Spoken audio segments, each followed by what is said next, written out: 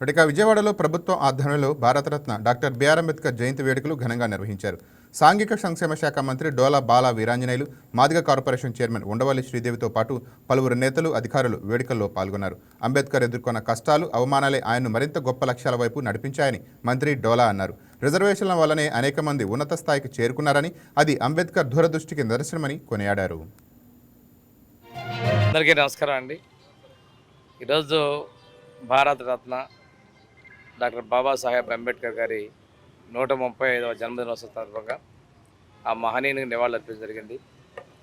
చిన్నతనం నుంచే వివక్షని ఎదుర్కొన్న వ్యక్తి, ఈ సమాజంలో ఉన్నటువంటి రుగ్మతల పారదాలంటే విద్య బలమైన ఆయుధాన్ని ప్రగాఢంగా విశ్వసించి ఈరోజు బాబాసాహెబ్ అంబేద్కర్ గారు ఇచ్చిన రిజర్వేషన్ ఫలాల వల్ల ప్రభుత్వం మనకందరికీ అందిస్తున్న సమయంలో మనం అంత గొప్పగా చదువులు రాణించలేకపోయినప్పటికీ కూడాను ఆనాటి పరిస్థితుల్లో విదేశాలకు వెళ్ళి మహోన్నతంగా ఎక్కువ డిగ్రీలు సాధించి భారత రాజ్యాంగాన్ని రచించి ఆ భారత రాజ్యాంగం ప్రపంచ దేశాల్లో ఎన్నో ప్రశ్నలు కూడా ఎదుర్కొని కాలానికి అనుగుణంగా నిలబడే విధంగా భవిష్యత్ తరాలకి ఎలాంటి ఇబ్బంది లేకుండా రాజ్యాంగాన్ని నిర్మాణం చేయడం జరిగింది.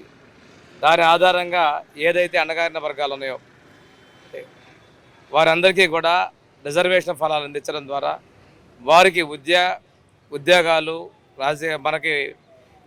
మనకి ప్రభుత్వ ప్రజాప్రతినిధులుగా కూడా అవకాశాలు కల్పించే విధంగా చేయటం వారి యొక్క దూరదృష్టిని చాటి చెప్పింది.